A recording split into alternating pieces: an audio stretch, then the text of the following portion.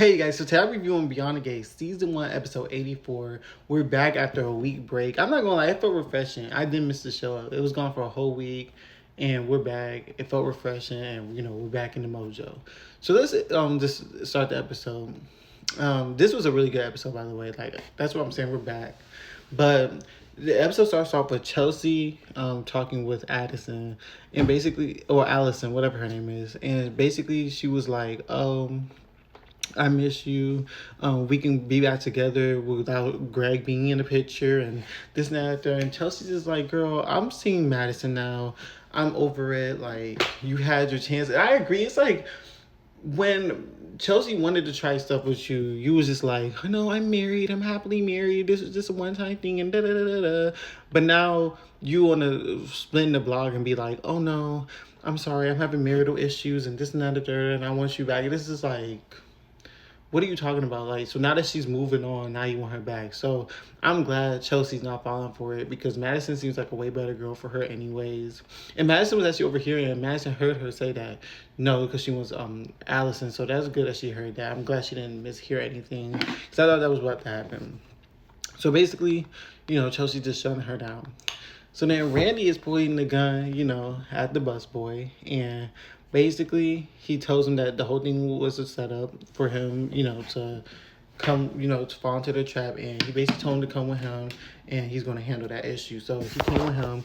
Joey comes back to the office, and Randy comes back, and he basically tells him that, it's being handled. Joey asked if he's dead. He said something interesting. He didn't even confirm he was dead, and he said, yes, I shot him like you said. He said, I shot him like you told me to do. So he never said if he was dead. He just said he shot him. So that's something that I, caught on to. But then Randy's, like, worried that somebody saw him. So he's basically like, oh, so if you think someone saw you, lay low for a little bit and take your family with you. Y'all can go to California on me and this and that and third.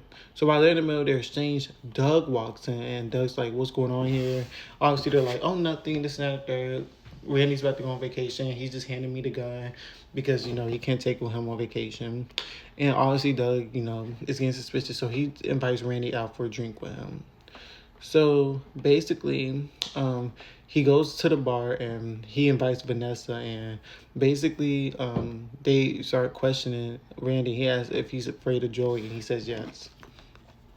So then Smitty's on the phone with someone, and I guess he finds out that Vernon was a witness in in a case with Marcel Malone, and that's when Martin walks in the middle of the whole exchange, and basically, he's basically like, "What was that about my grandfather?" He was like, "Oh, nothing. This and that, the third." And then Smitty ends up leaving to go to the police station to question. Well, first, Smitty actually calls Jacob. Smitty calls Jacob and tells him, and then no, that didn't happen. I'm sorry, y'all. Jacob was on the phone with someone else, and about the Leslie Thomas case. That's what it was about. And then his father ends up, questioning him like, "Oh, what was that about? This and that." He was like Leslie Thomas, and he was like, "So why? I heard you and Smitty have been getting close lately. Y'all been talking about Marcel." He was like, "Yeah, how did you know about that?" And this and that. He was like, "People talk and this and that." Third. So he's basically trying to convince Jacob that Marcel is basically a good person, and they need to start. They need to stop. Investigating him. But while in the middle of them talking, Naomi calls Jacob to rush to the hospital because it's an emergency. We'll get to that. So then Smitty goes to the police station to talk to Elon, and basically he mentions the Vernon case and this and that there. And he basically tries to say that Vernon was just being a good Samaritan and testify on Marcel Malone's behalf. But then he ends up calling Vernon over and telling Vernon everything that's been going on. So then Danny and Vernon are at dinner and they're talking, and Danny ends up questioning Vernon about what's going on with Martin. Vernon tries to dodge the question, and Vanessa comes in and basically saves the day for Vernon so he don't have to answer those questions.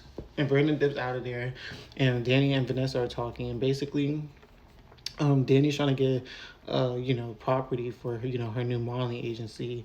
And then that's when they mention, what's been going on with Joey and the casino and everything. And Vanessa kind of puts her up to speed a little bit.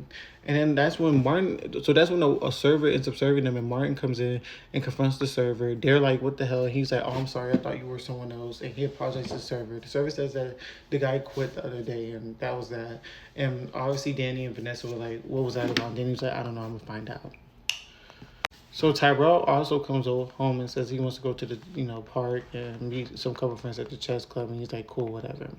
So then Jacob and Naomi are at the hospital. It's about June. June has been beaten up very badly, and Madison's the doctor, and basically they're trying to figure out what's going on. So then Naomi ends up taking that picture that June's been carrying around, and there's a number on the picture. So Naomi calls the number, and as soon as she mentions June, they hang up on her. So she's like, what in the hell?